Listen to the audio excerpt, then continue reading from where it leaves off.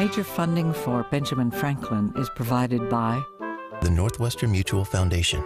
The people of Northwestern Mutual are proud to have supported this remarkable series on PBS, celebrating the wisdom and ingenuity of one of America's most distinguished founding fathers.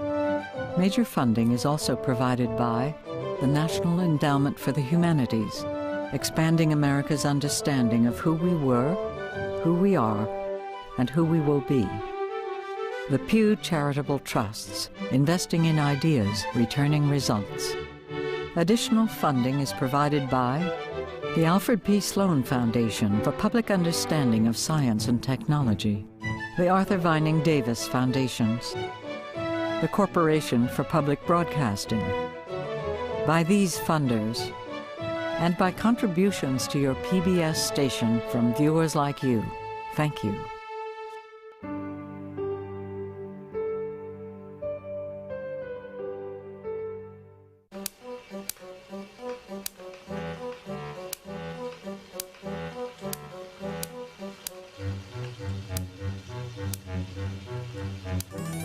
I'd already shown that an electrical stroke could melt small quantities of metal.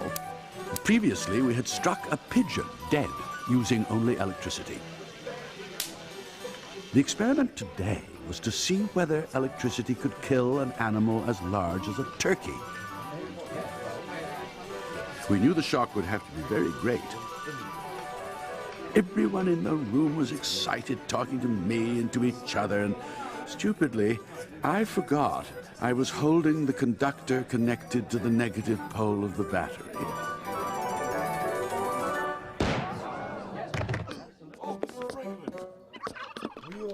Mr. Franklin. I'm a trifle ashamed of this blunder. A bigger charge, and I might not be talking to you now. It certainly would have been the easiest of all deaths.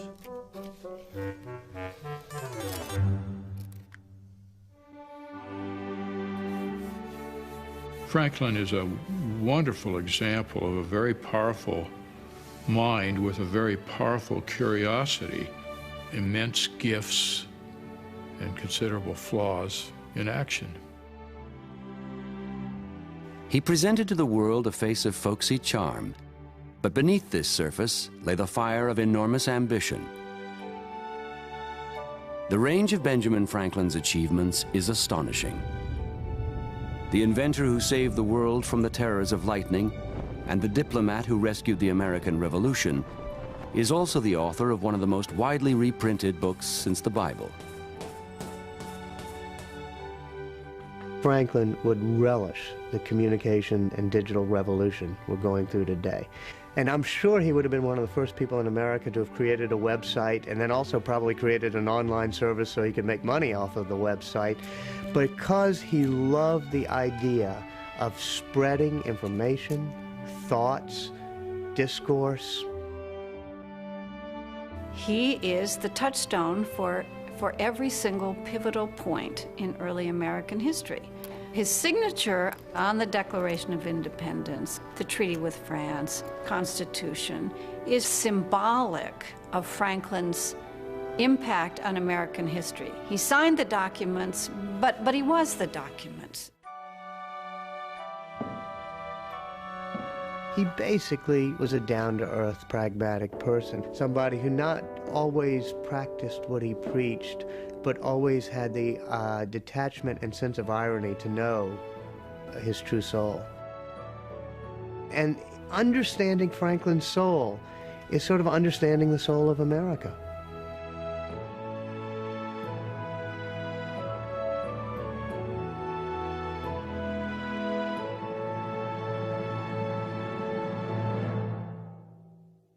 It is the inclination of old men to talk about themselves and their deeds.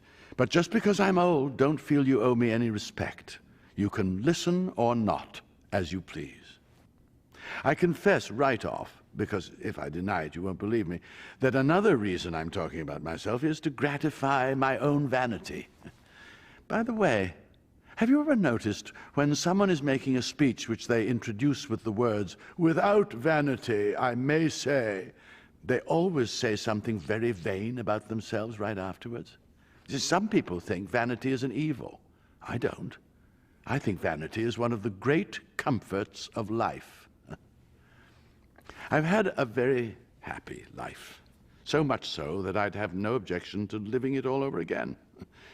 Well, perhaps I'd correct a few errors I made the first time round. But since repetition isn't possible, the next best thing is to remember that life and to relate it to you.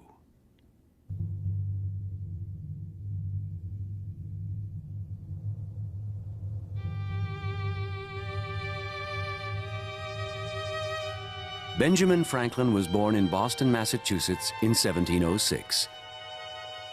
Only 15 years earlier, all New England had been consumed by the Salem witch trials. This is a world where witches are real, and they are doing the work of the devil. Man has very little ability to control cosmic forces, or even understand how the natural world works.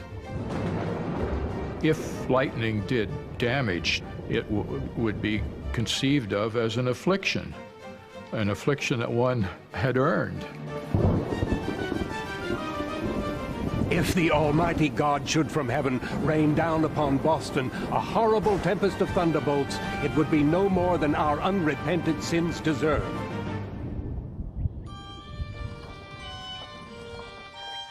Mankind is at the mercy of an all-powerful God.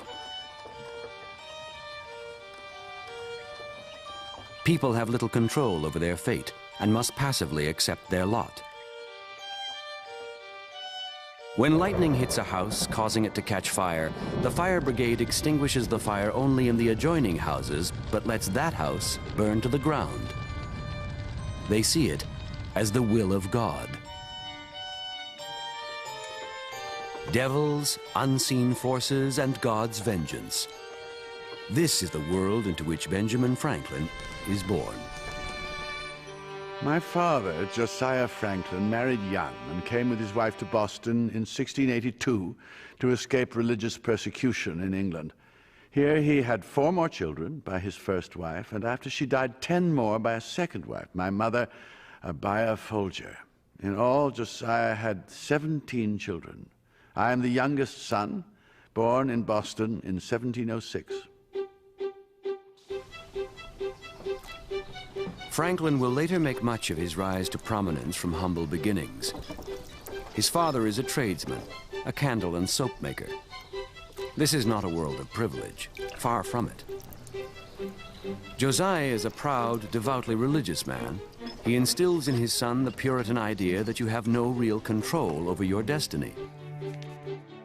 From birth, some have been chosen to go to heaven, and some will burn in the eternal damnation of hell.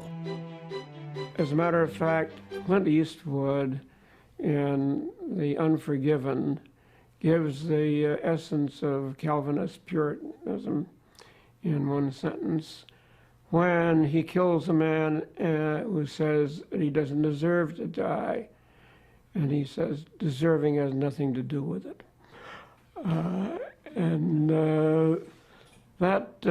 That's Calvinism in a nutshell. Josiah decides to send the young Franklin to school to be educated as a minister. He was raised in a religious family. His uncle gave him a gift of a multi-volume set of sermons, as he said, presuming that young Ben might set up stock as a preacher. In Boston, being educated as a minister means that he is being prepared to be a leader in society. The most powerful and influential clergyman in New England is Cotton Mather. Young Franklin is fascinated by his sermons, which take the most commonplace events of daily life and draw out their moral lessons. I was emptying the cistern of nature, making water on a wall, when a dog came up beside me and did the same thing. I thought to myself, how mean and vile is our mortal state, our natural necessities placing us on the same level as dogs?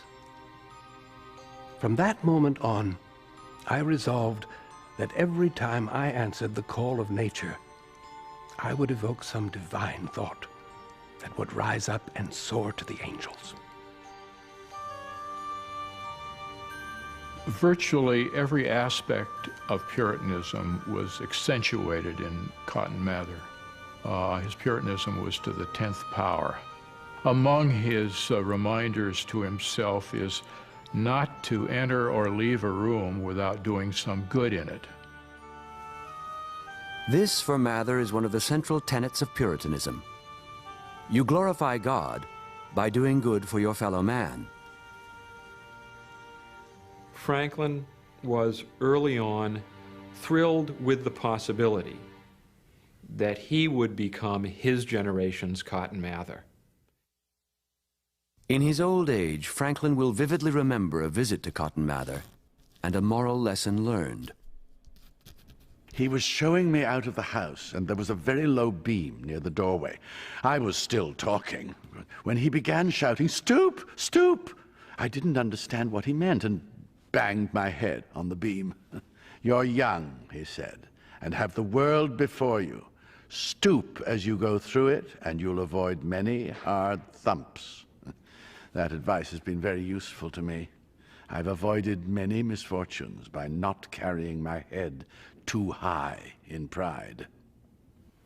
Franklin, from the get-go, understood that he was a modest man's son, but he had powers that rich men's sons didn't have.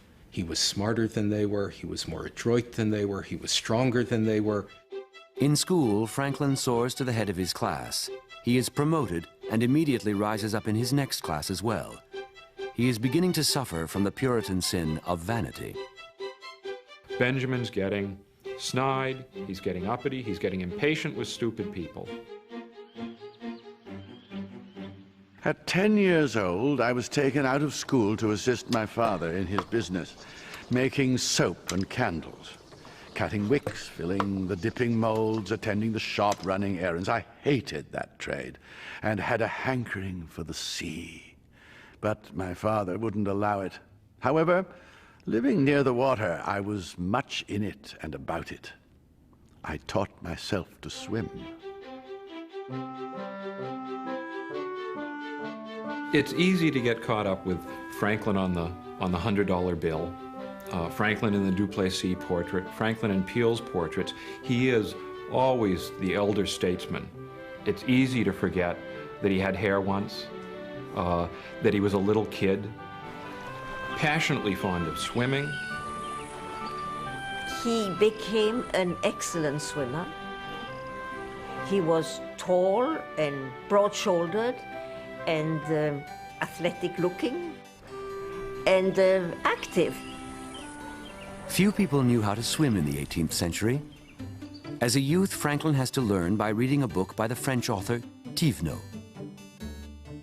He looked at the drawings that Thévenot had made of, I think, 40 different positions in swimming, and he practiced them all, one by one by one. He mastered them, and as he adds in the autobiography, he added a few of his own.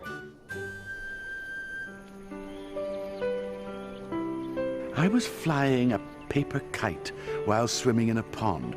I found that floating on my back and holding the string, I was pulled across the pond without the least fatigue and with the greatest pleasure imaginable.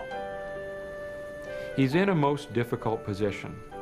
He's brighter even than he knows. And his intelligence has to find an outlet that it cannot find. Although he's been denied further schooling, Benjamin is sure of one thing. He's not going to spend the rest of his life as a candle maker. He resists so strongly that Josiah finally decides to apprentice young Franklin to his older brother James, a printer. He persuaded me to sign the indentures and serve as an apprentice until I was 21. I was only 12 years old at the time.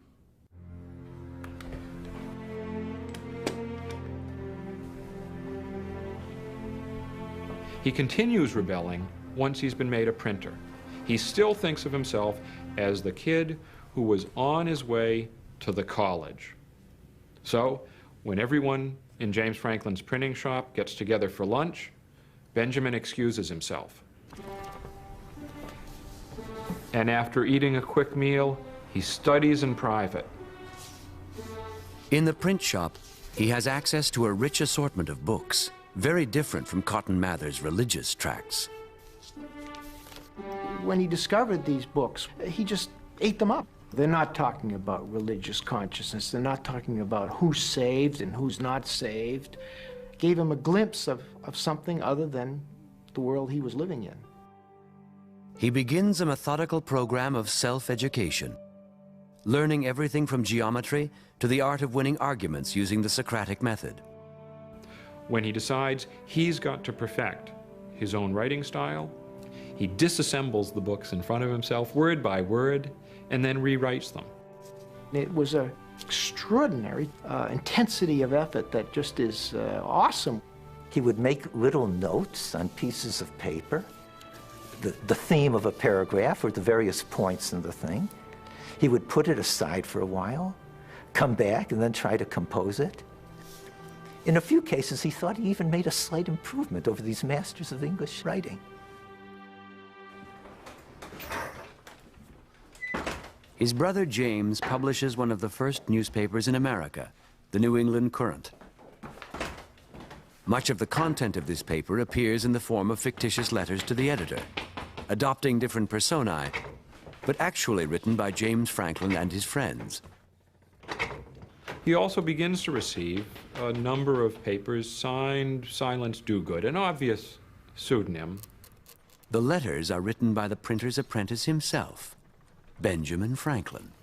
He had to write under another name because his elder brother James didn't want Ben getting involved in the newspaper. Young Benjamin assumes the role of a middle-aged widow with progressive ideas and strong opinions on every aspect of life. Name a vice in which women exceed men. Drunkenness, swearing, and idleness. If you talk to us, you'll learn that a woman's work is never done.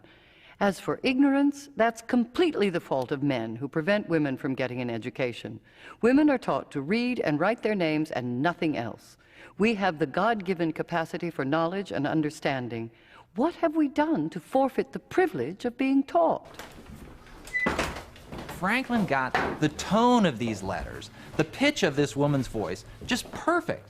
Now here's a 16-year-old boy putting himself in the voice, in the position of a middle-aged widow, and pulling it off. It's absolutely remarkable. And that's what convinced me that Franklin's a genius. Silence Dogood's letters, 14 in all, appear in the Courant over a period of 6 months. James, and indeed all of Boston, is beginning to wonder who this Silence Dogood really is. 16-year-old Benjamin Franklin can hardly contain himself. And when he does say, these papers that you've been praising so heavily, and which are, after all, very good, these papers are mine, that doesn't help relations with the brother, the master, who's also supposed to be governing him. Benjamin was smarter than James, was better as a printer, even as an apprentice, than James was. James would beat him, as masters commonly beat their apprentices. Well, Ben didn't think this was right. In his 17th year, Benjamin Franklin breaks his apprenticeship agreement. He steals himself from his brother. Franklin is now a runaway. He has no idea what will happen next, but he is confident, intelligent, and he has a trade. His life in the next 2 years reads like a novel by Dickens: escapades, mishaps, embarrassments, and conquests. He travels to New York, and then to Philadelphia, where he works for several months as a printer. In Philadelphia, a wealthy man, impressed with Franklin's abilities, offers him an opportunity to go to London, and the young printer jumps at the chance. In England, he will encounter a world that will transform his life.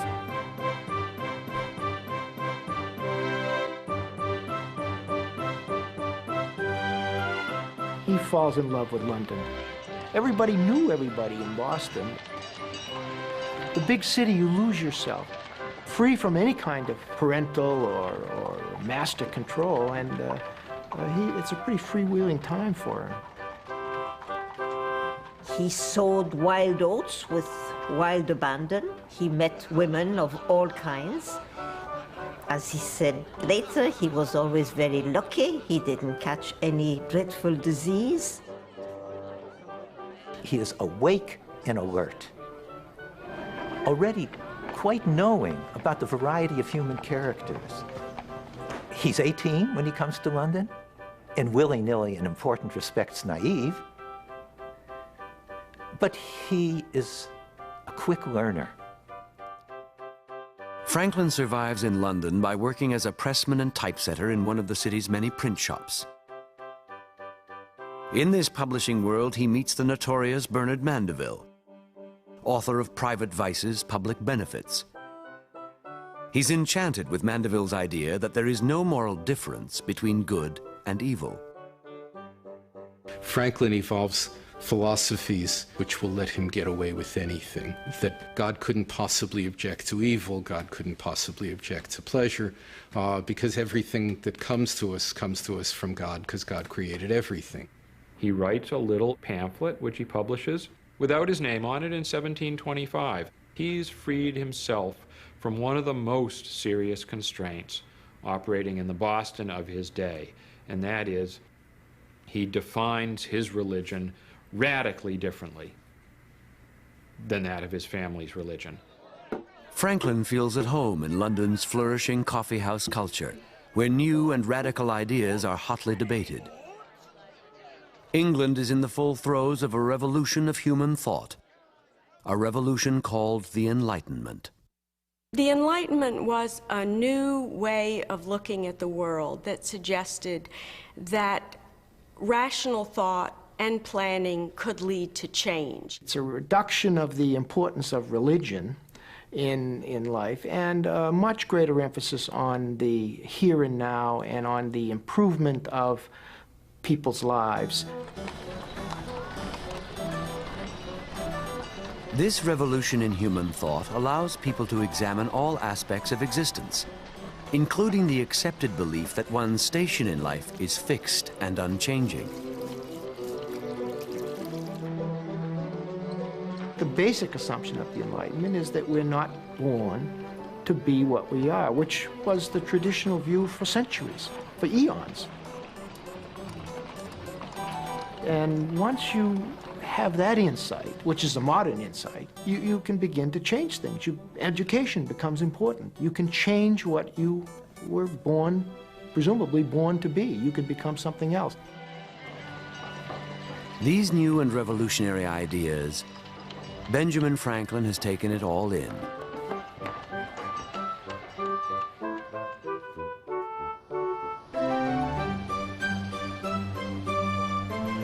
Now 20, he sets sail back to Philadelphia.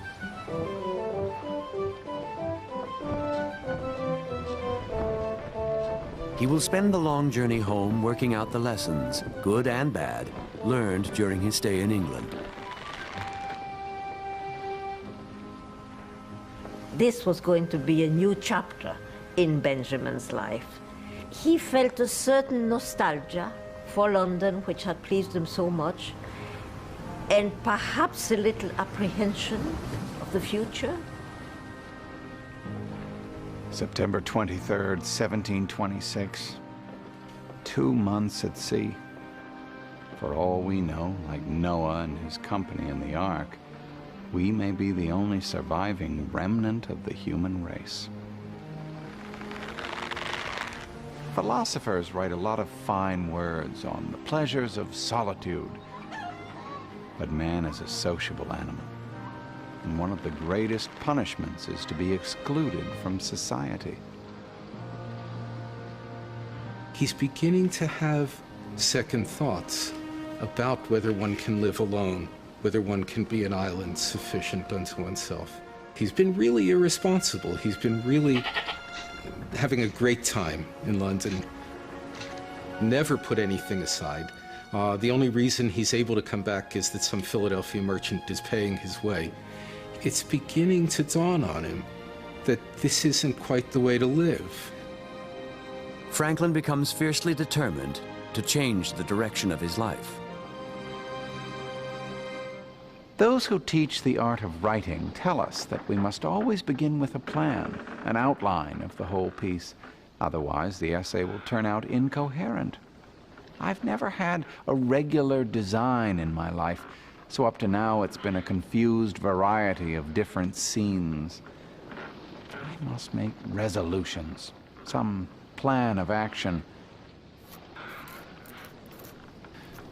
From this moment on, I intend to live my life as a rational creature.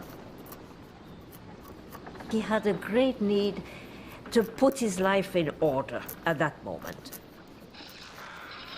One could almost say he wanted to become a good boy, a good, serious, steady boy. 1.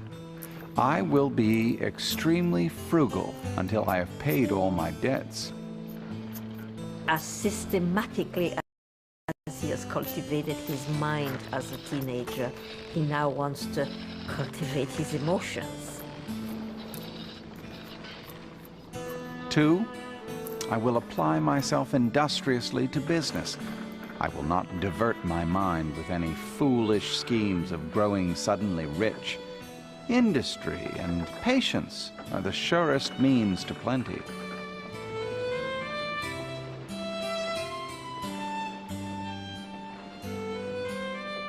Franklin arrives in Philadelphia in 1726.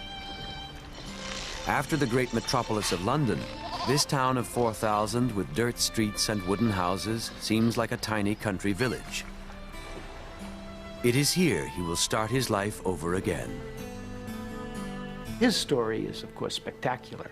The youngest son of the youngest son for 5 generations back, as he says, in a world where primogeniture and patriarchy were valued, he sees himself as at the lowest rung of the ladder, and he's intent on moving up. Benjamin Franklin was in a very difficult position if he thought he was going to rise as a tradesman within the patriarchal structures that existed. In this world of family connections and patronage, Franklin is an outsider. He realizes that he can never succeed on his own. When he comes back to Philadelphia, he really launches on a new resolve, which is this new morality that is going to overthrow the sense of unbridled self-interest, and which is going to suggest instead that people will do better working together, living together. He recruits blacksmiths, shoemakers, shopkeepers, ambitious tradesmen like himself, and forms a club which he calls the Junto. Franklin's formation of the Junto is the mother of all self-help associations. These are young men on the make. They need connections. Today we would call it networking. Part secret society, part discussion group, part Rotary Club, the Junto meets in a tavern every Friday night. Standing questions for the Junto. Do you know any rich people? Do you know how they got rich? Has anyone's business failed? Do you know why? Do you know of any fellow citizen who's done some worthy action deserving our praise? Someone who's committed an error for us to avoid? Do you have any projects the Junto can help you with? They have debates, they have speaking exercises where they critique each other, not just for the ideas, but for the presentation, for the delivery, so that they're learning a certain polish. They're learning to talk like sophisticated businessmen. Franklin is now able to borrow money, and 2 years after his return to Philadelphia, he opens up a print shop. Now an independent businessman, he soon realizes that it will take more than hard work to get ahead in the world. Franklin discovers that the very modern idea of image is crucial to his success. In order to build my credit and character as a tradesman, I take care not only in reality to be industrious and frugal, but to appear so in public. When I buy paper, I make sure to be seen pushing it through the streets in a wheelbarrow. I'm soon considered an industrious and thriving young man, and merchants who import books or stationery choose me to sell them in my shop. Everything goes swimmingly. The tennis player, Andre Agassi, said, "Image is everything." Franklin is always in control of how he looks to other people. It would have been characteristic of Franklin at the time to make sure he hadn't oiled that wheelbarrow's wheel so that he squeaked through the streets and attracted attention. My thoughts now turn to marriage. A single man is like half a scissors, an incomplete human being.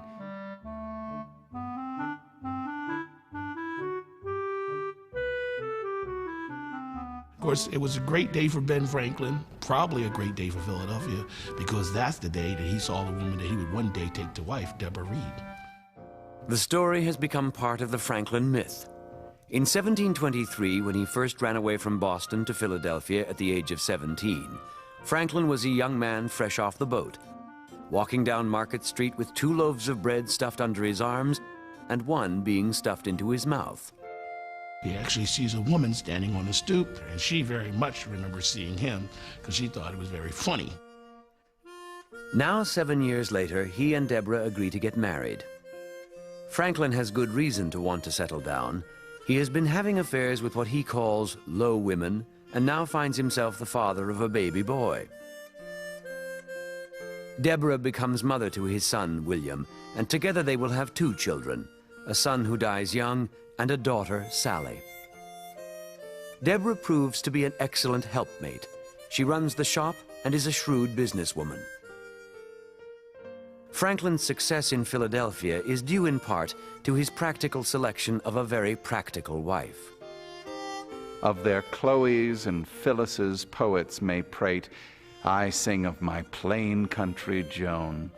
Some faults have we all, and so has my Joan, but then they're exceedingly small. And now I'm grown used to them, so, like my own, I scarcely can see them at all. Franklin now takes over a failing newspaper, the Pennsylvania Gazette. He becomes not only its printer, but its publisher, editor, and chief writer. From the first issue, Franklin transforms the Gazette, livening it up with local news and a touch of sensationalism. He puts his stories in the voices of fictitious reporters. A butcher had a dream that he was killing a calf. When he woke up, he discovered to his horror that he was actually slicing his child in 2. And he would often make up stories. He would relate gossip. He would sometimes relate as true gossip things that he had simply made up. In Bucks County, we hear that a flash of lightning came so near a lad as to melt the pewter buttons off his breeches. Lad considers himself lucky that nothing else in that sight was made of pewter. He recognized in a way that Rupert Murdoch today might appreciate that selling news was also selling entertainment. The Pennsylvania Gazette also prints serious articles on a variety of subjects. Franklin, who had grown up in the oppressive uniformity of Boston, passionately believes that a free press will encourage ordinary people to begin thinking for themselves. And certainly the Pennsylvania Gazette is a profitable paper because it exposes all sides of an issue. And sometimes it would be Franklin himself writing a letter under one pen name on one side of the issue, and then the next week writing another letter under another pen name on another side of the issue. And it was good for business, but I think it was also, Franklin thought, good for getting the truth out. Franklin also begins printing a yearly almanac, the 18th century equivalent of a date book. In the day columns for which there are no entries, he squeezes in little aphorisms. Soon, people from all walks of life are repeating them. He who lies down with dogs shall rise up with fleas.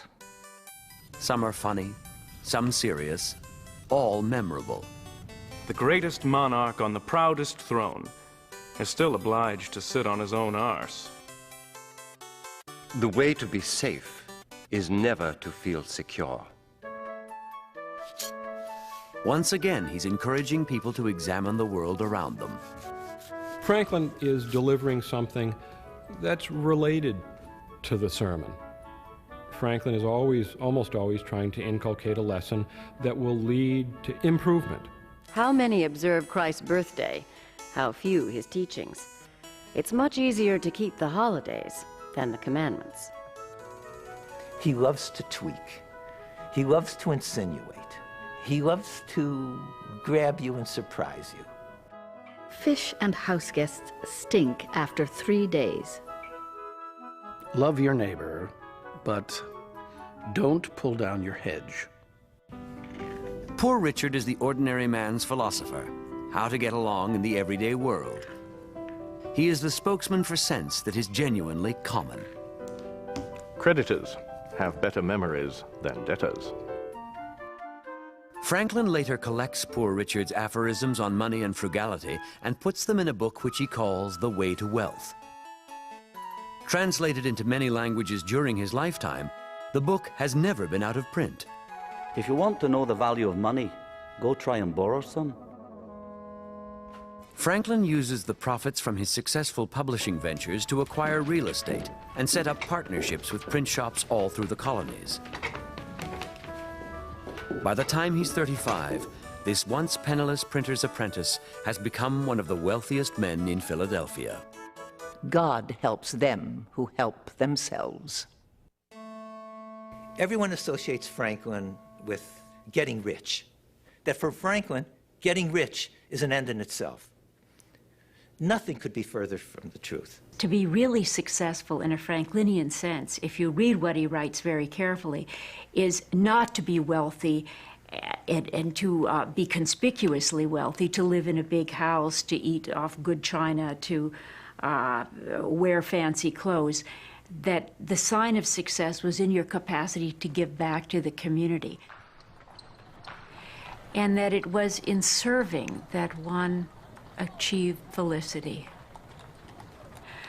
Where did the sense of obligation come from? I think there may well be Protestant and maybe even Puritan origins here. Remembering the lessons of his youth, Franklin now turns his considerable energy to doing good, to improving life in Philadelphia. The country town of 4,000 has become a city, overflowing with 20,000 inhabitants. There are animals everywhere. Housewives turn their hogs out in the street to feed on garbage. Backyard outhouses overflow when it rains.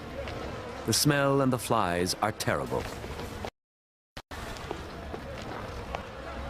As Philadelphia continues to grow, so do its problems. I propose for the city I love an effective way of cleaning its streets. Some may think that this is a matter of small importance, that it is not worth considering the dust blown into the eyes of a single person in a single shop on a windy morning.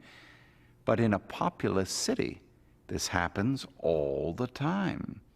Human happiness comes not from infrequent pieces of good fortune, but from these small improvements to daily life. He's got, at some level, ideas that he's convinced are better than anybody else's.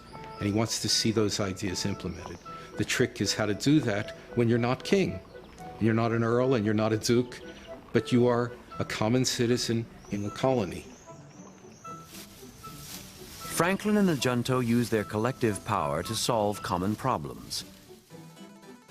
They form a volunteer fire department and convince tradesmen to pool their resources, setting up the library company, the first lending library in America. Not the rugged individual, but a group of people sensing a social need can band together, not depending on the government, but taking the situation in hand and exerting whatever ingenuity and whatever strength they have to achieve what they think needs to be done. And I think Franklin did that on a scale that nobody in the world had ever dreamed before. The genius is social.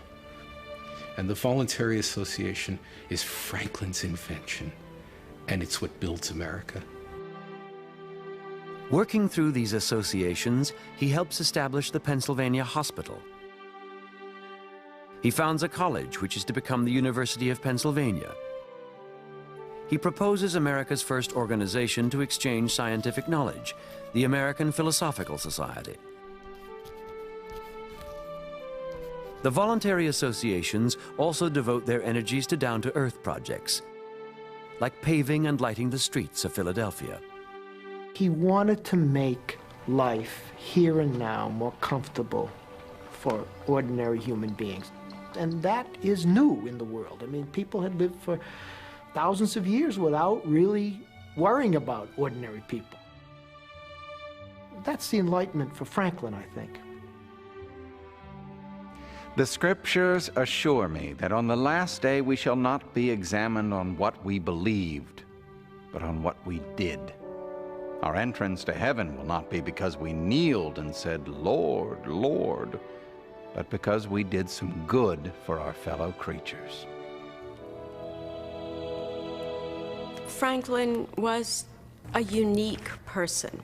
He was too smart in too many areas. He was modern in a world that wasn't yet totally modern, so that he really was set apart from other people.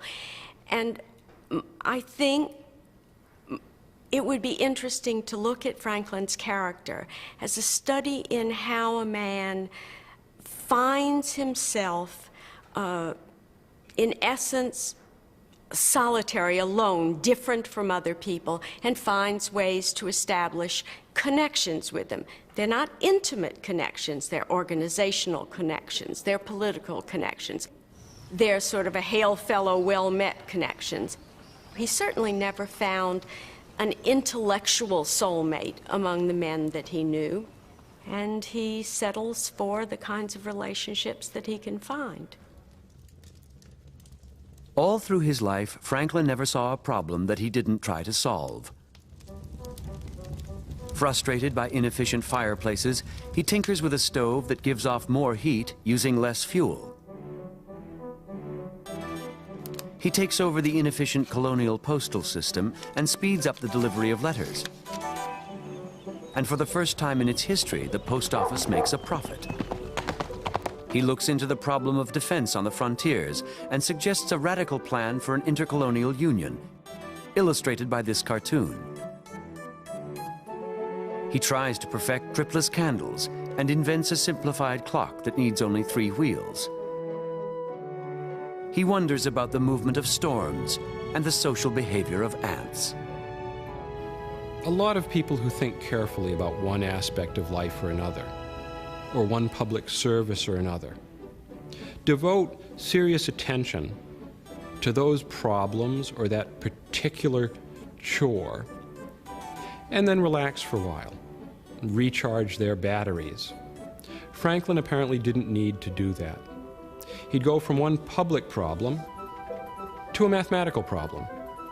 Franklin's rest, for instance, if he were waiting outside the door to be admitted to an assembly room, would be to do a very complicated mathematical problem, or to think about an invention, how to perfect a man-made object.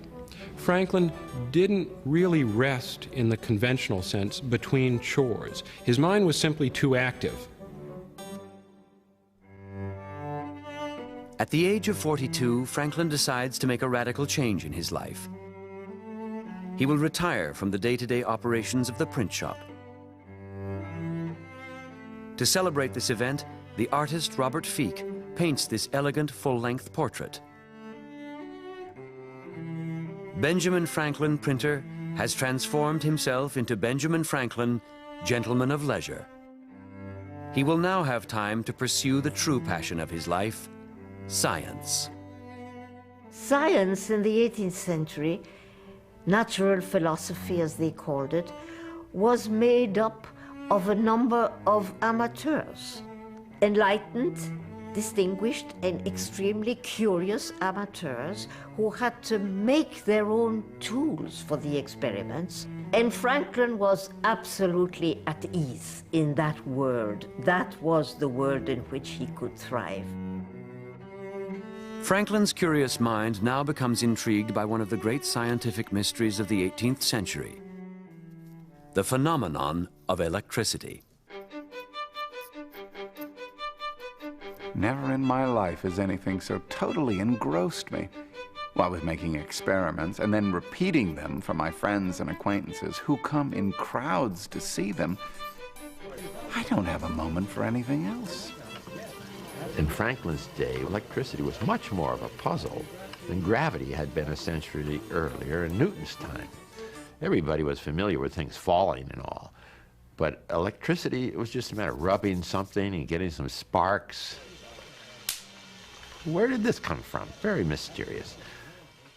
For Franklin, the pursuit of electricity started as a game. There was an itinerant Englishman who went from town to town showing gadgets that produced scintillas and sparks and could do things.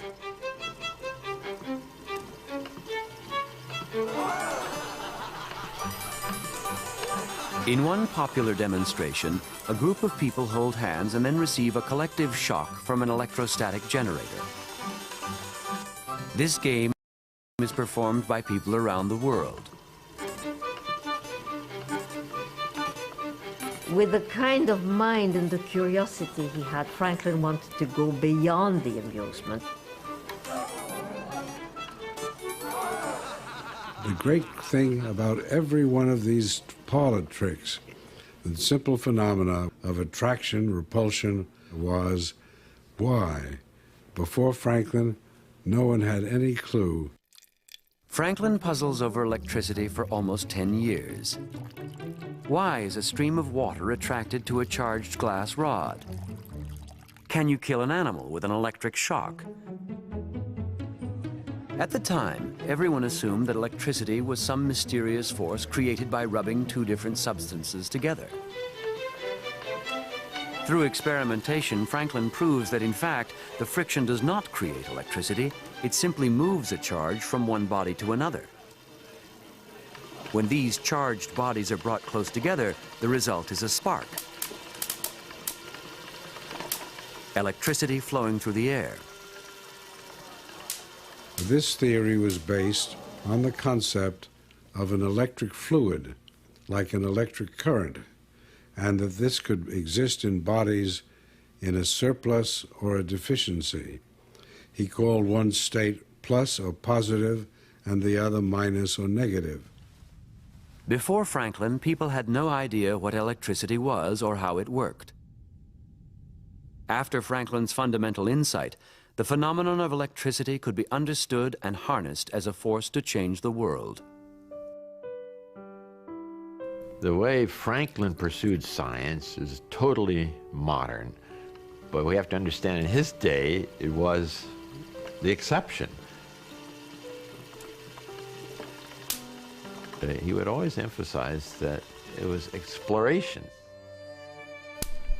Nature had things out there waiting for you to find them out.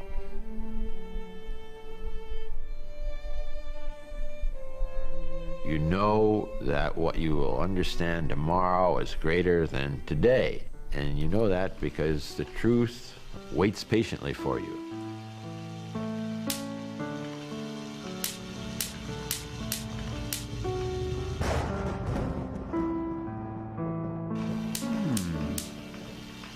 Both give off light of the same color and have a crooked direction. Lightning and this discharge both give off a noise like a crack, and both are conducted by metals.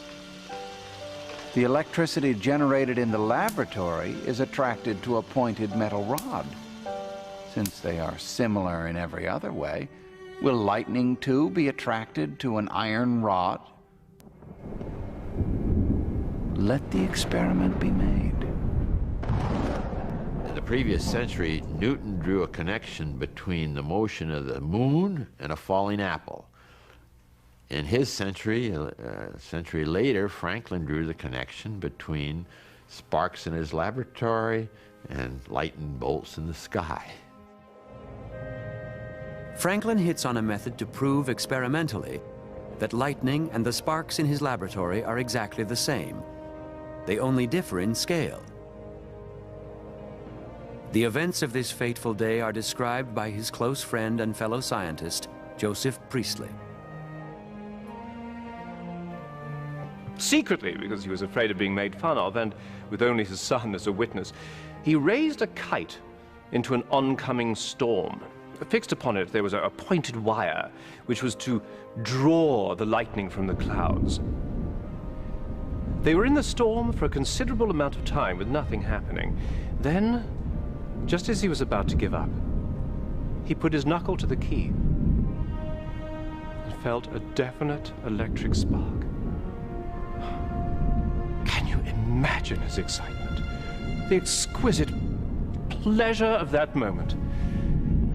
He transferred the charge from the key to the electric jars. The jars could then be used to perform the same electrical experiments as if they had been charged by rubbing a glass in the laboratory.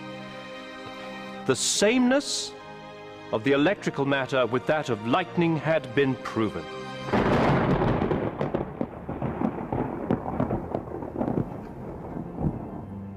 Knowing this about electricity, Franklin asks himself one more question. How can this knowledge serve humanity? It has pleased God in his goodness to mankind to finally show them a way of protecting their buildings from the mischief of thunder and lightning.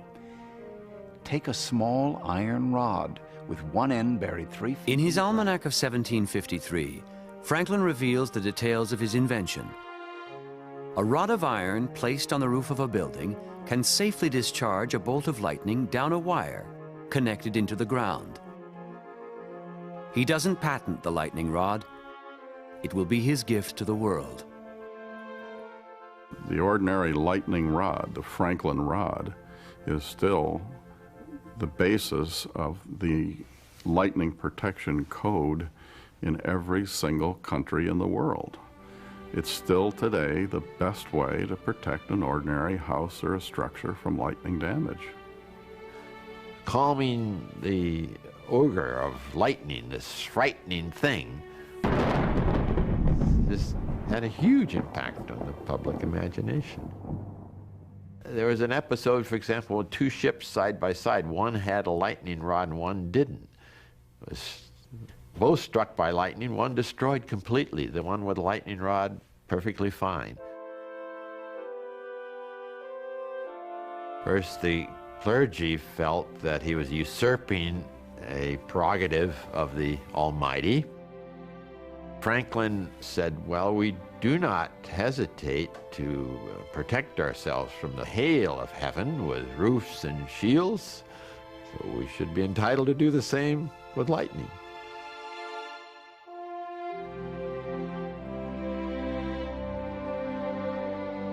In an age of reason, his proof that the lightning discharge is an ordinary natural phenomenon and not a manifestation of the powers of darkness or the force of an angry God was seen as a tremendous blow for reason against superstition.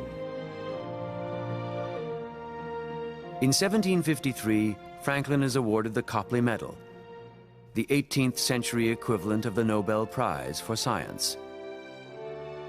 This once runaway printer's apprentice is now the most famous American in the world. Benjamin Franklin is 47 years old, by 18th century standards, an old man. His contributions to science were remarkable, but if he could look into his future, he would be astounded. In truth, his life's work has just begun.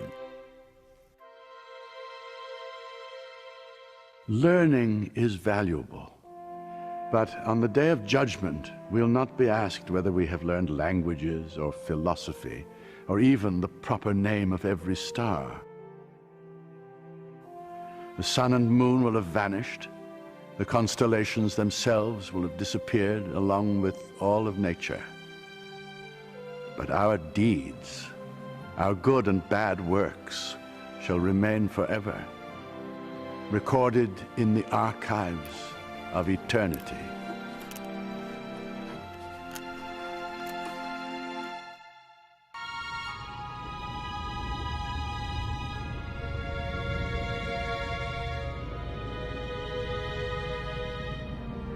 Benjamin Franklin is remembered today as the great inventor, the man who protected the world from the terrors of lightning.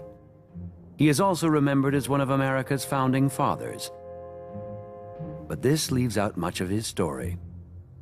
That this future revolutionary was in fact a very wealthy man with aristocratic aspirations. That for much of his life, he considered himself more an Englishman than an American. It would take Franklin a long time to give up his attachment to England. When he finally did side with the cause of independence, it would bring about the greatest personal tragedy of his life.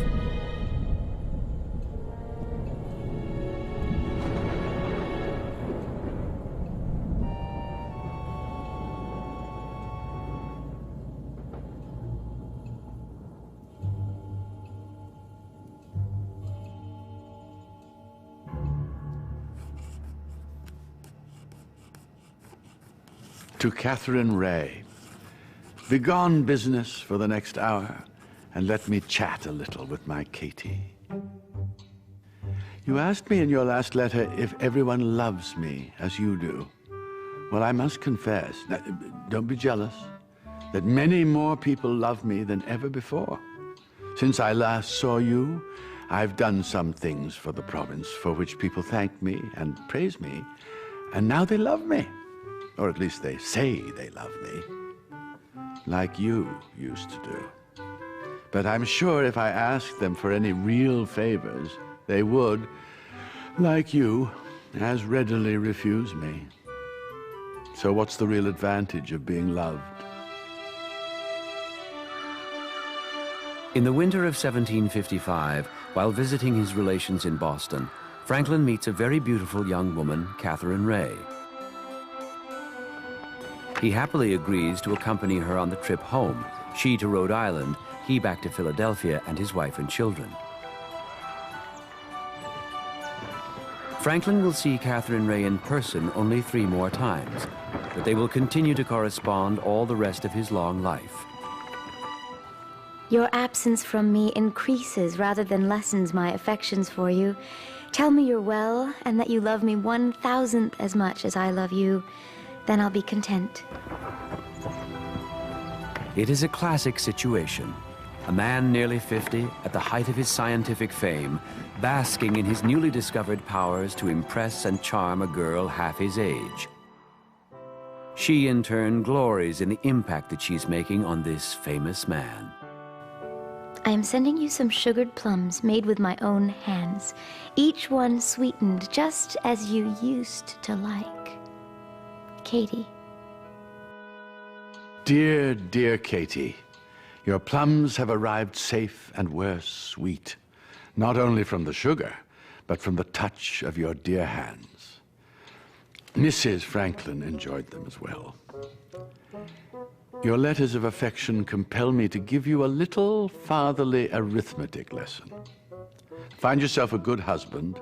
Then you must practice addition of his money by minding the household finances, subtract all unnecessary expenses, and have no divisions between you. Multiplication? Yes, I'd have happily taught you multiplication myself, but you refused to learn. She and he carried on the most fascinating flirtation for years.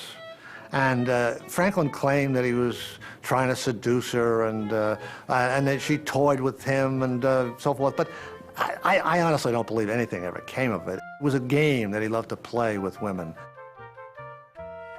With Catherine Ray, as with other young women, Franklin will act the role of father figure, teacher, and flirt.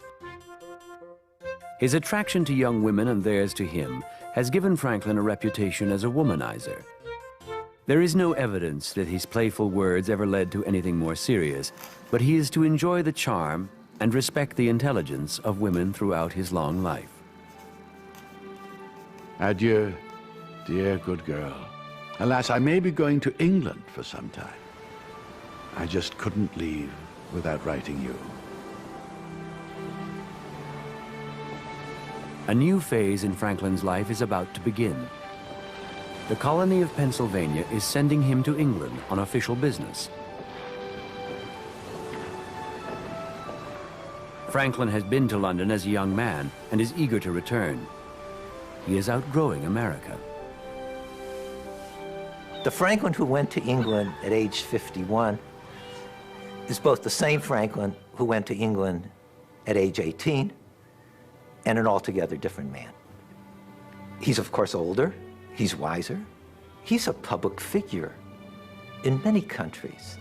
The kite, that blasted kite with its key, made him a celebrity. He knew who he was. Franklin had wanted to bring his whole family with him to London, but his wife, Deborah, is terrified of ocean travel and refuses to come. She stays in Philadelphia with their daughter, Sally. The one family member Franklin insists accompany him to England is his beloved son, William. The father had always involved William in his many projects. Whether it was on science experiments or in the post office or in the legislature or on the frontier, they were inseparable. Too close, I think. In the summer of 1757, Franklin and son arrive in London. Now 27 years old, William Franklin is handsome, bright, and eager for new adventures. As a young colonial from a distant outpost of the British Empire, William is overwhelmed. From the moment I arrived in this great metropolis, all my attention was consumed with the noise and bustle of the streets and the infinite variety of new sights. And now, there are the appointments with politicians and philosophers. Father and son rent 4 rooms on Craven Street. It is in the center of London, a short walk from the clubs and coffee houses, the offices of government, the theaters, and busy streets of London's dazzling nightlife. Samuel Johnson celebratedly said he who's tired of London is tired of life. London was the center of much that made being human exciting, and that was for Franklin a magnet. He reveled in London society, and he had a running account with a wine merchant up the street. He joined 60 different eating clubs, so that he never had to cook a meal or stay home for one. He rented a coach. He thought about having his coat of arms put on the door of it. He went around with William, tracing their ancestral roots, their genealogy. He was an entirely different Franklin in England from the poor, simple Benjamin of Philadelphia. He bought the right wigs, he bought the right clothes. He knew when you go to England that you must play the part of a gentleman or you will get absolutely nowhere. And so he fit right into London society just as much as his son did. Franklin has been sent to England by the Pennsylvania Assembly on a mission of crucial importance to the colony. In the previous century, the entire province had been granted by the king to William Penn, and the Penn family still controls 3/4 of the immense colony. Unlike everyone else who owns land in Pennsylvania, they pay not a penny in taxes. They thought the colony's government pretty much existed to secure the revenues of the Penn family. For Franklin, that was essentially feudalism, and he despised that, the idea that a moneyed family in Great Britain would use a colony strictly as a source of revenue for its lifestyle. Franklin's mission is to try and force Thomas Penn, son of the founder, to begin paying taxes. It is one thing to have an important reputation as a scientist. It is quite another to have any real influence in the genteel world of imperial politics. Mr. Franklin's fame means nothing here. His playing with electricity is only of interest to a particular set of people. Few men of any consequence have even heard of him. The important people, the ones who are to decide the dispute between us, are all friends of mine.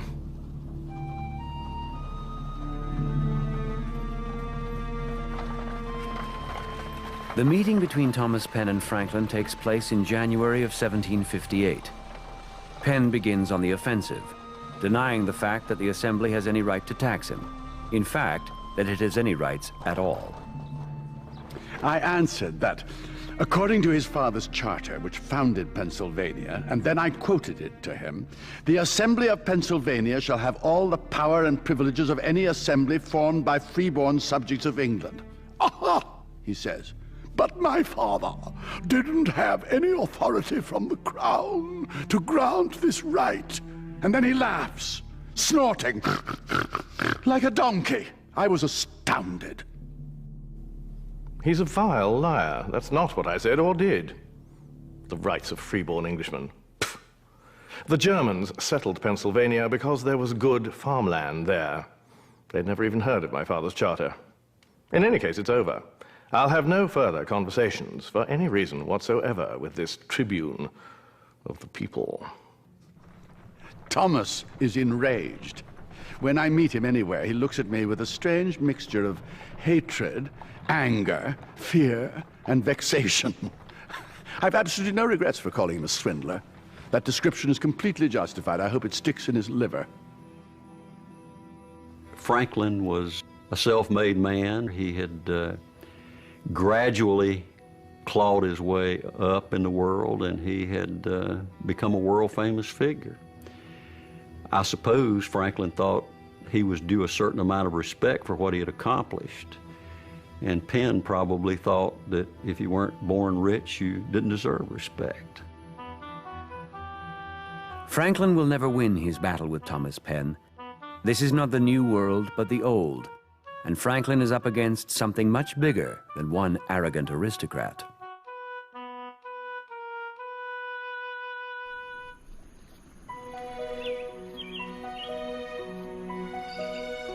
In the summer, the lords and gentlemen of government leave the smoke and heat of London for their country estates, and Franklin, too, goes traveling.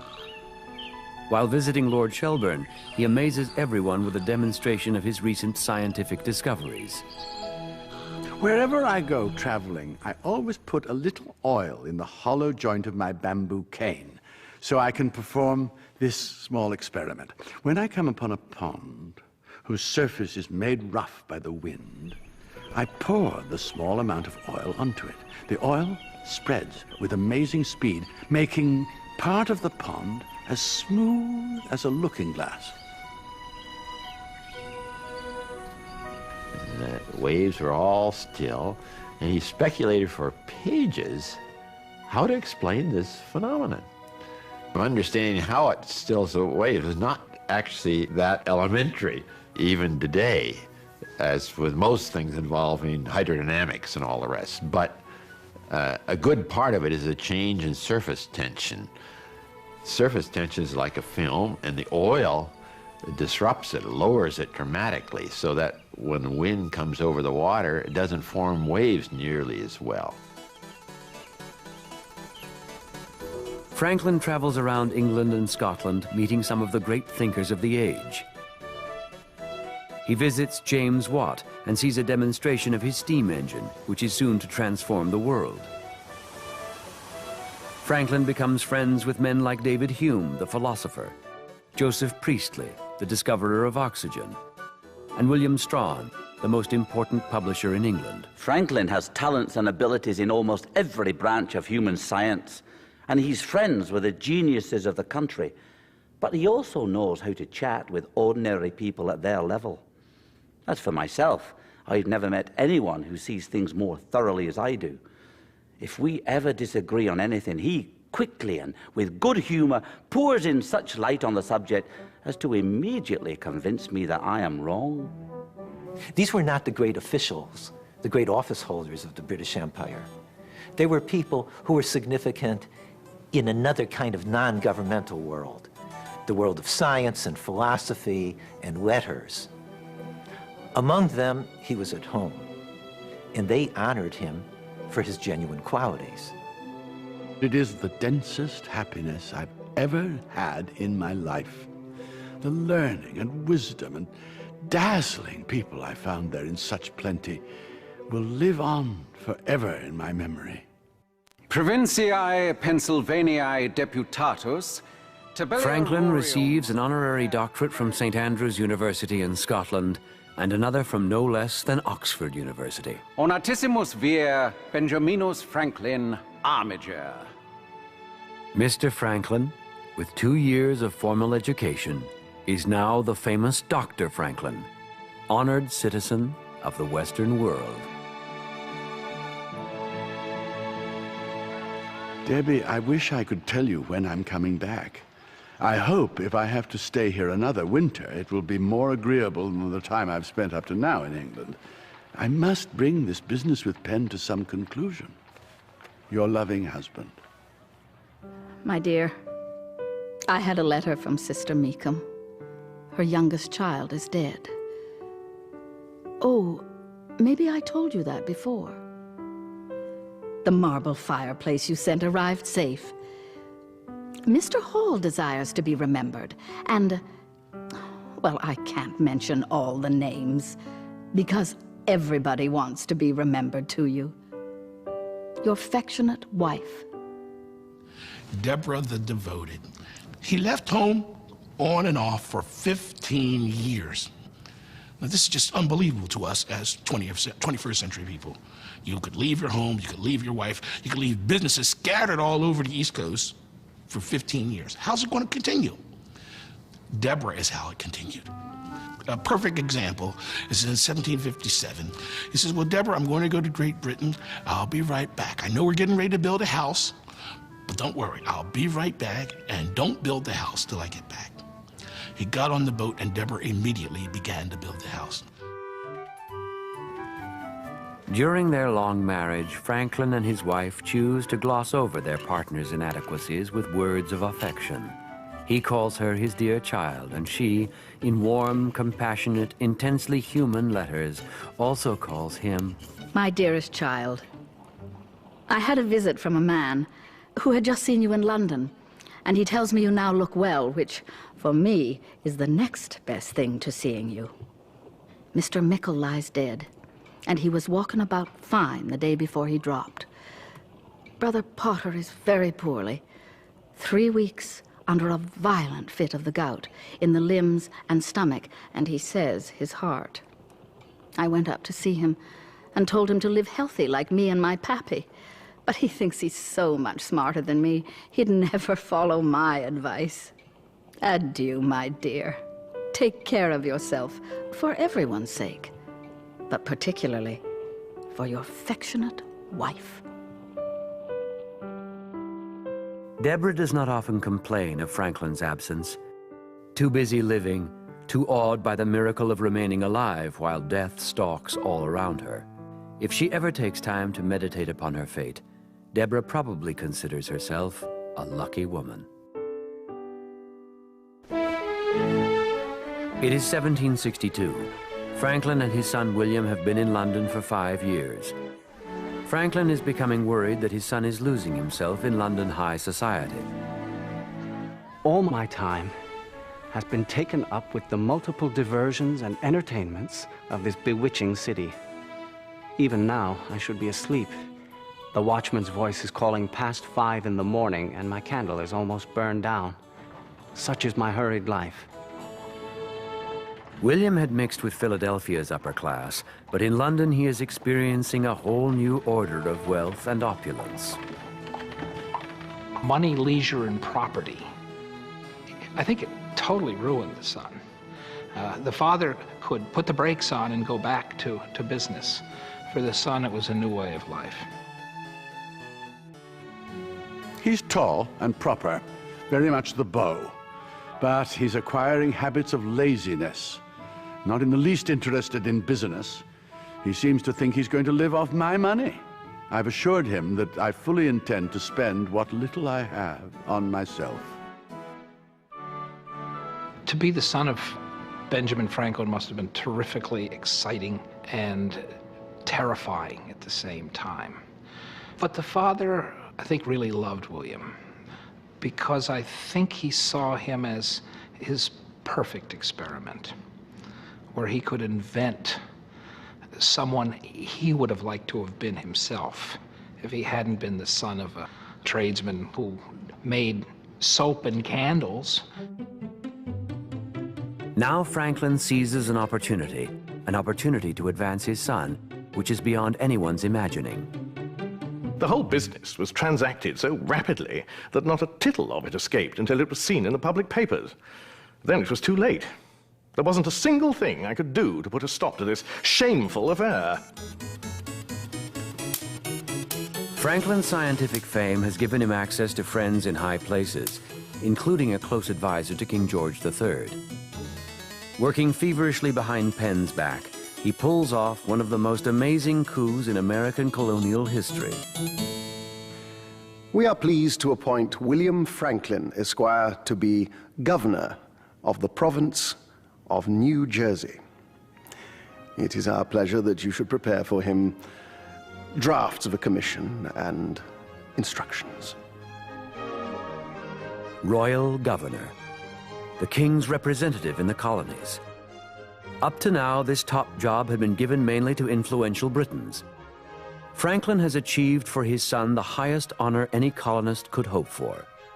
In the hierarchical world of commoners and gentry, he has made his son an officer of the British Empire. It's a great success story. Runaway boy with 3 biscuits under his arm, penniless and wet in Philadelphia, has a son who becomes a royal governor. It doesn't get much better than that. I have ordered from Chamberlain 2 prints for the governor's mansion. The picture by Wilson of my father, and a portrait of our king. In 1763, Benjamin Franklin and his son can see nothing but a bright future for the British Empire. England's glory will be America's glory. For many years now, I've believed that the foundations, grandeur, and future stability of Britain lie in America. Like other foundations, they are low and unseen, but I believe they are strong enough to support the greatest political structure human wisdom has ever built, the British Empire. He's in his element. He couldn't be happier. He's living the good life as he understood it. And as I like to say, there was no reason it should ever end. At this point in history, all Americans, not just Franklin, are proud to be part of the most powerful empire on earth. All that is soon to change. It is called the stamp tax. In 1765, Parliament passes a law decreeing that everything on paper, from playing cards to legal documents, is to be imprinted with a revenue stamp, a tax payable directly to the British government. The colonists are outraged. Franklin, separated from America by 3,000 miles and the months it takes for letters to cross the ocean, misjudges the mood of the colonies. Let's be frugal. Our own laziness taxes us more than kings and parliaments. Now, Franklin was totally stunned when the news came pouring back across the Atlantic that all up and down the American coast there was this furious outrage over paying this tax, and riots and stamp commissioners were being hanged in effigy. Franklin makes a huge political mistake by recommending a friend, John Hughes, for the post of Pennsylvania's stamp tax collector.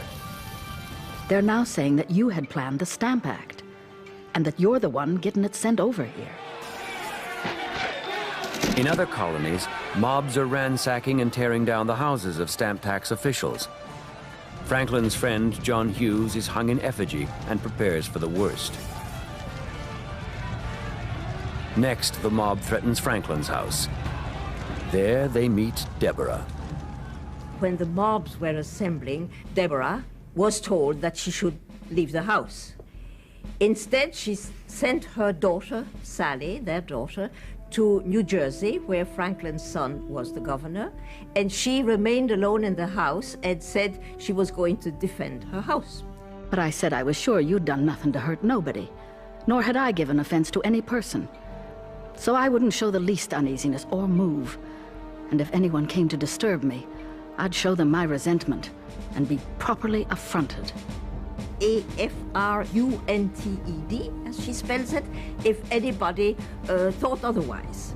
So cousin Davenport and brother came, and we fetched a few guns, and I set up the best sort of defense on the stairs as I could manage by myself. And I made one room into a magazine.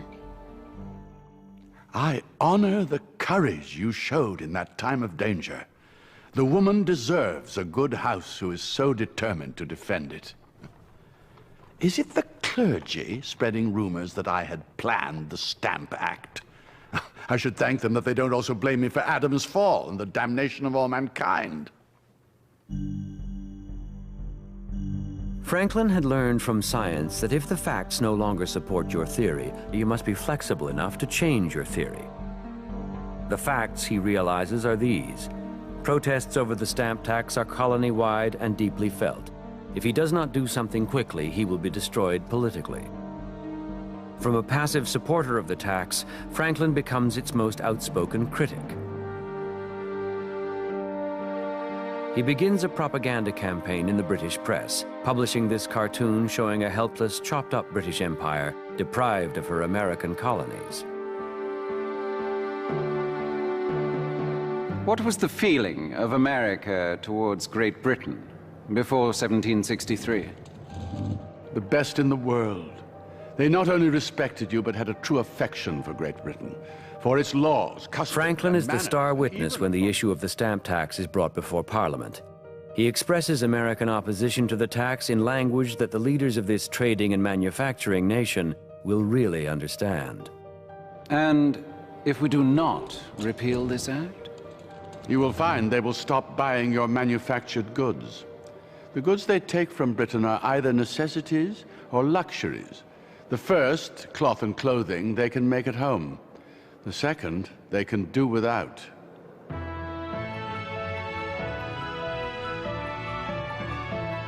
Parliament repeals the stamp tax. In America, Franklin's reputation soars. He will soon be appointed official agent for 4 colonies and is now unofficial spokesman for all of America.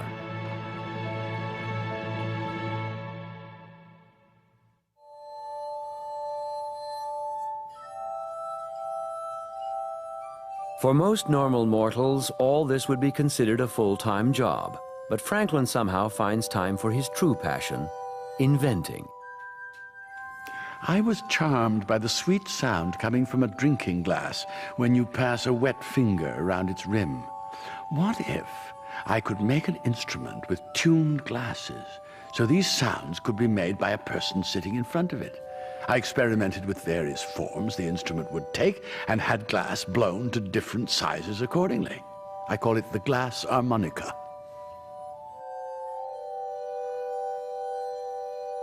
He probably saw somebody playing a system of glasses that were mounted in a frame, frantically rubbing their fingers around the rims, trying to play melodies, harmonies, and chords. Well, Franklin took that idea, and rather than rubbing your fingers around the rims, let's get the rims to go around your fingers.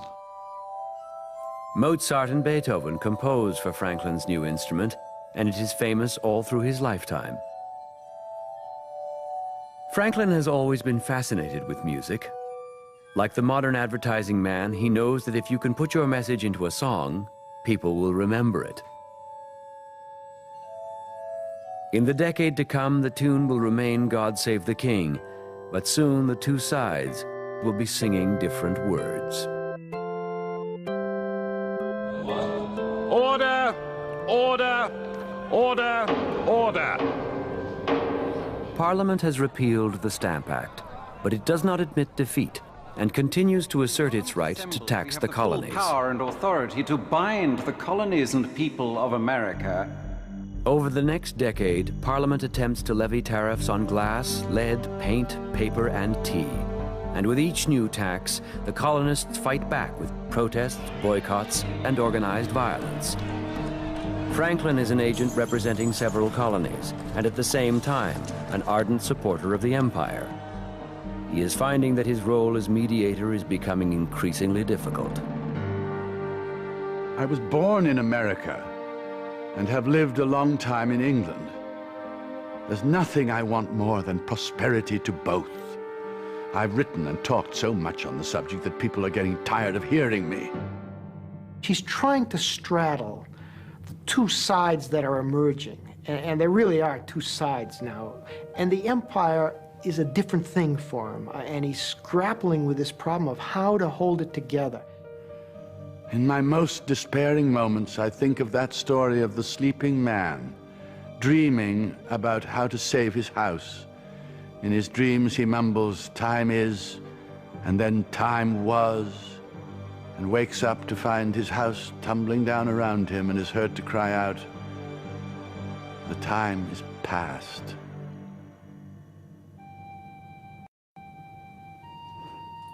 I'm sorry to hear that your gout has returned, and that it's not in my power to be near enough to you to rub you with my light hand. When will it be in your power to come home?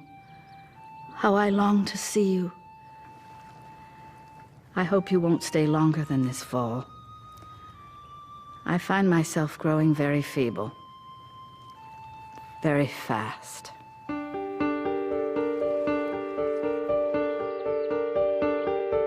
It is 1771.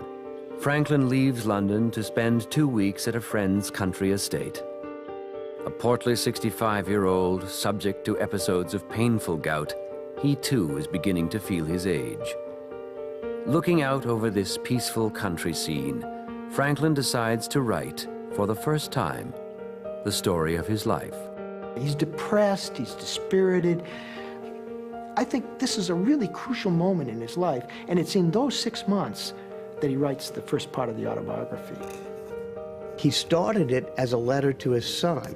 His son was putting on airs, was trying to become upper class. So Franklin starts off by saying, "Remember where we come from. I was a poor kid. I was a runaway. I had a few coins in my pocket when I came into Philadelphia for the first time." Franklin presents himself as a role model. No soul-searching here, no searing personal confession, but a do-it-yourself manual on how to succeed in the world in an acceptable way. This is a book of instruction for all those who have the patience and wit to take good advice that's generously offered. I was 7 years old. It was a holiday, and my pockets were filled with coppers. I went directly to a shop, and being charmed with the sound of a whistle, I spent all my money on it. Delighted with my purchase, I whistled all over the house. Then my brothers and cousins began laughing at me for my folly, told me that I'd paid 4 times too much for it, and described all the other things I could have bought with the rest of my money. I began to cry. The thought of having wasted my money gave me more pain than the whistle gave me pleasure. True to his good Puritan upbringing, Franklin draws the moral lesson from the story. I grew up in the world and observed the actions of men. One, a miser, gave up a comfortable living and all the joys of benevolent friendship for the sake of accumulating wealth. "Poor man," I said, "you pay too much for your whistle." I see a sweet girl who married an ill-natured brute of a man because he was rich. What a pity, say I, that she should pay so much for a whistle. I think that humanity brings much misery on itself by the false value they put on things, by their giving away too much for the whistle. The autobiography is the first great book of American literature, and in some ways the most important book, because of the way Franklin's own life incorporates the American dream, the rise from impotence to importance, from dependence to independence. He's writing for America. He really means this to be something which will teach Americans how to live. I think that he sees Americans struggling for the soul of the continent, endlessly tempted by the possibilities of wealth, endlessly tempted by the open land, by the fortunes that you could make. And I think what he wants to tell Americans is, sure, you feel those surging desires. Sure, you want the wealth which is there, apparently for the taking. I think he's saying that that's not all there is in life, and that you're going to perish if you make that all that there is in your life. You're going to tear each other apart. You're going to lose sight of the common life.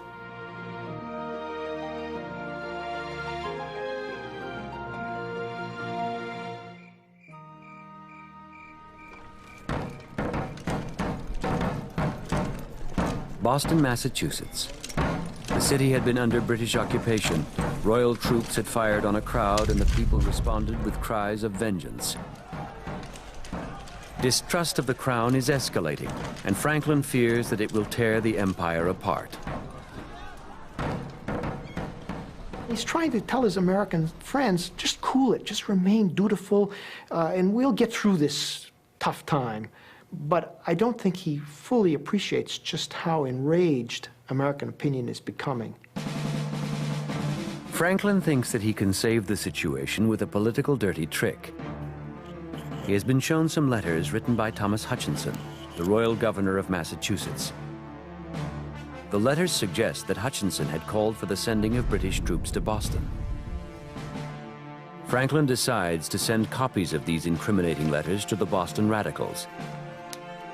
He hopes that Hutchinson will be blamed for all the troubles in New England. What Franklin tries to do by communicating those letters is say, don't rebel against the king. Act against the governor. It's his fault. Remain loyal to the empire and throw out a badly functioning portion of it, that person.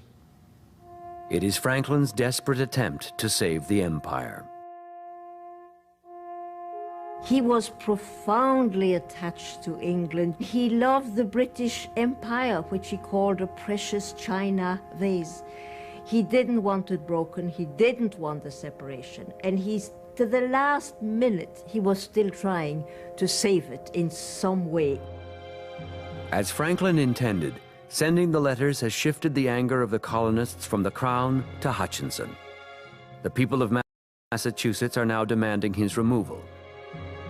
William Franklin, the royal governor of New Jersey, is horrified. Father, Governor Hutchinson is furious about the publications of his letters and his subsequent treatment by the people. He is gloomy and in low spirits. There's even talk of his leaving for England. Some here are saying it was you who sent the Hutchinson letters. Others say that it was Mr. Temple. I can only assume that it was Temple. Rumors had been going around for a long time that Benjamin Franklin was the one who sent these letters. William had denied that it was true, believing that it was not true. He could not believe that his father would do such a dishonorable thing. His father finally wrote to him and he said that he was the one who had sent the letters to Massachusetts. William was crushed. He confesses that it was him, at which point the British government goes ballistic. There is reason to apprehend that this rebellion in America has been much promoted, nay, encouraged by the treacherous correspondence, advice, and comfort given by wicked and desperate persons within this realm. In England, it is not to be Thomas Hutchinson who will be blamed for the troubles in America, but Franklin himself. His role as a conciliator, his dreams of a great Anglo-American empire, everything he has worked for since he came to England 16 years earlier, is about to come crashing down around his head. Time is, time was, time becomes the past on Saturday afternoon, January 29th, 1774, when Franklin is called before His Majesty's Privy Council.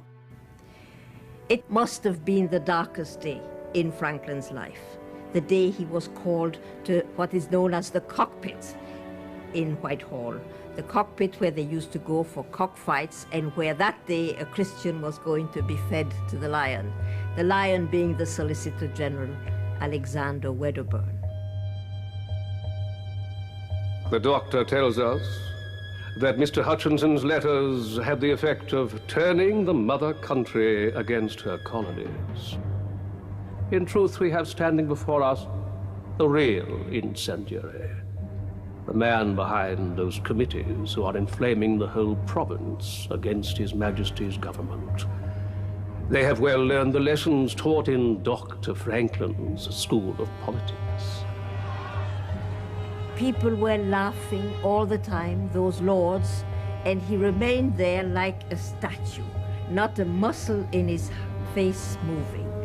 It lasted a good hour, and for that good hour, he just stood there motionless. Dr. Franklin stands as the planner, the inventor, the prime conductor of this whole contrivance against His Majesty's governor, this thief, this wily American.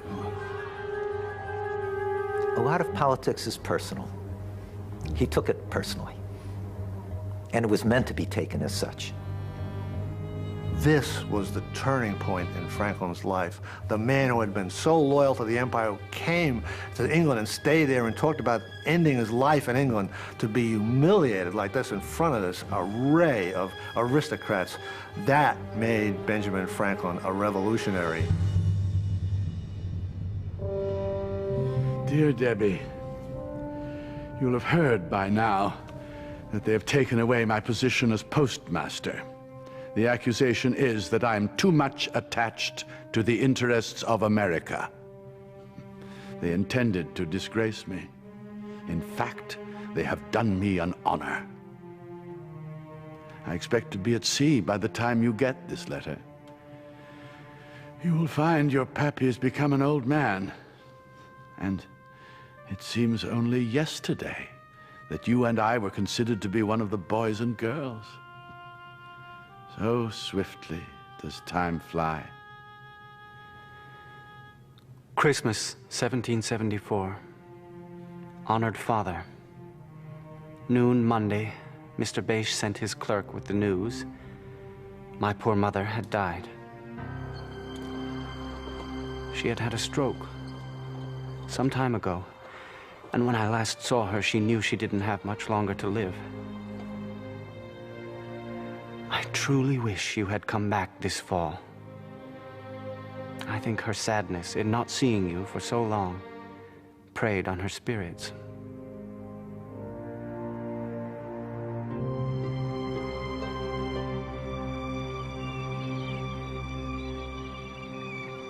In March of 1775, Franklin sails home to America.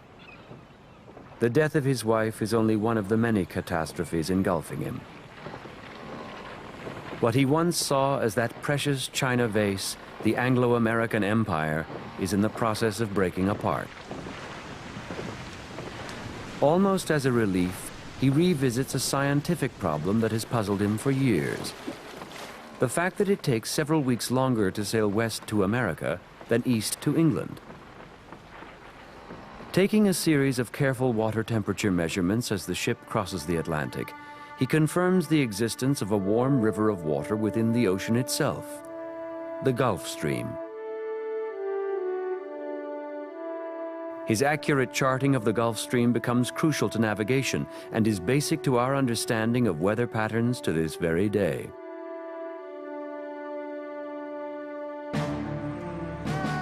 April 19, 1775, the battles at Lexington and Concord.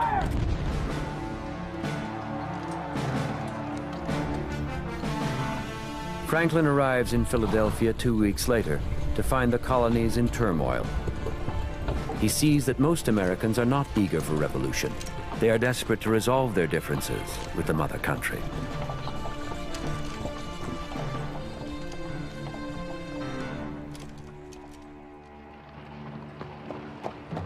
It is a beautiful spring day as William Franklin, the royal governor of New Jersey, rides through Philadelphia to meet his father. Father and son have not seen each other for 12 years. As the elder Franklin has become more radical, so the son has become more conservative. He identified more and more with law and order as royal governor and saw the revolutionaries as crazies and dangerous. They would pull the whole structure down. Benjamin, on the other hand, thought the treatment that he personally had received in England was emblematic of the way America had been treated. I think the father feels he can straighten his son out, and the son will be on the same side. He'll be with him.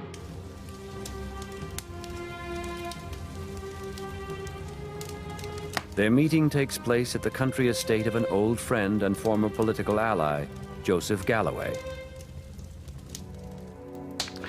Up to this moment, the elder Franklin had been very circumspect about expressing his real views to anyone. We passed the bottle around freely, and the doctor finally opened himself up to us. He declared himself in favor of any measure which would attain complete independence. He saw the government in power in England as thoroughly corrupt, and he felt that the resources of the colonies were immense. He was convinced America would prevail.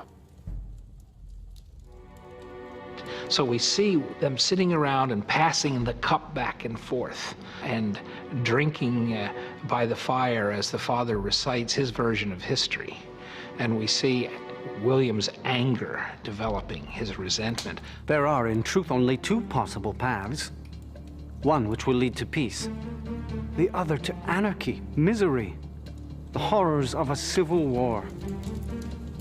England has become a place of injustice, bribes, and foolish quarrels. Our connection to that rotten old state corrupts and poisons us. Nothing will ever influence me to neglect the duty which I owe to my country. Nor will the most furious rage of the most intemperate zealots lead me to swerve from the duty which I owe to His Majesty. You say that your duty is to your king, and I shouldn't blame you for differing with me in public affairs. But there are natural duties of a son to a father which come before politics. William will not be moved. He is an officer of the British Empire, and to the Empire he will remain loyal. If it's your intention to set the colonies on fire, I hope you'll take care to run away and not get burned when the blaze is out of control. You are a thorough courtier and see everything through the eyes of the British government. He's loved William, and William is as close to him as anybody on the planet is. And there's William betraying him at the moment of his most desperate need, at the moment that he's shakiest probably in his entire life. Not at all certain of what he's about to undertake, not certain whether the Americans will even go for the revolution that he's now keen on. When his own son refused to join him in this revolution in which Franklin was risking his life and his reputation and his property, this seemed to Franklin an absolutely unbelievable, unspeakable betrayal. The elder Franklin will later describe his son's refusal to support him as giving him more grief than anything in the world.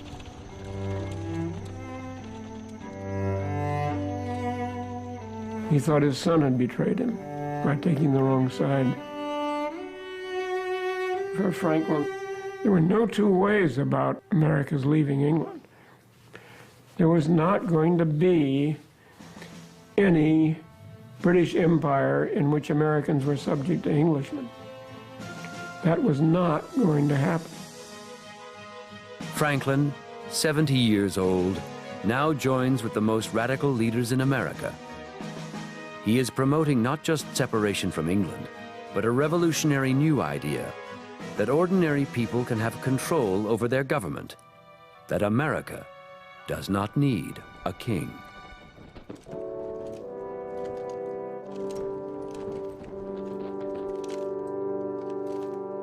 On June 25th, 1776, Benjamin Franklin is in Philadelphia, working with John Adams and Thomas Jefferson on a draft of the Declaration of Independence. I think that it is the natural right of men to quit when they please the society or state or the country in which they were born, and either join with another or form a new one, as they may think proper. On that same June day, in New Jersey, William Franklin is arrested by a government he adamantly refuses to recognize. He writes to his own son. Dear son, I must go. I'm sick, but it was with great difficulty that I persuaded their low mightinesses to postpone my departure. Congress sent 2 doctors to make sure my illness was not feigned. Hypocrites always suspect hypocrisy in others. I must leave tomorrow, either dead or alive. God bless you. Be dutiful to your grandfather, to whom you owe many obligations. William Franklin is thrown into prison and will end up an exile in England. The father had once made William an officer of the British Empire, and now it is the father who refuses to help his son in any way. Benjamin Franklin takes his anger with him to the grave, beyond the grave, for in his will, his once favorite son will get nothing. You fought against me in the last war. I leave you nothing more of my estate than what you tried to deprive me of. I don't think there's any question that Benjamin Franklin was a great statesman.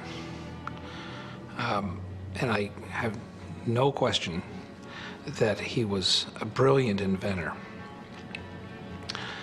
I think he was a wonderful journalist and writer. But I think he was very hard on family and friends. And no different than an awful lot of leaders who are put in the public eye, and we expect them to be saints in private as well as giants in public. Franklin destroys everything around him to create something new. He destroys the old British order. He destroys aristocracy. In the process of creating something new, he destroyed what was closest to him. His relationship with the person closer than anyone to him, his son.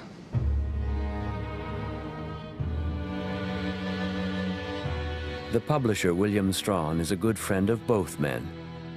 He writes to Benjamin Franklin on the eve of the Revolution. 6 years ago, you predicted to me much of what has happened, but much of what you yourself did help fulfill this prophecy. And now you've carried things too far. There will be no end to the public calamities. I see many worthy, loyal men driven from their homes in America. I see pictures of misery and anarchy when the business is done. You could have continued in the exercise of study and in the company of fellow philosophers.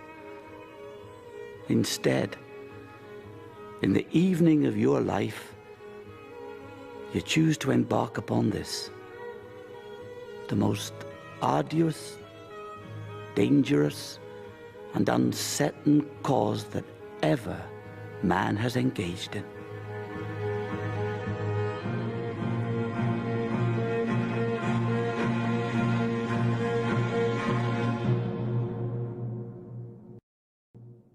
Explore the amazing life of Benjamin Franklin at PBS Online.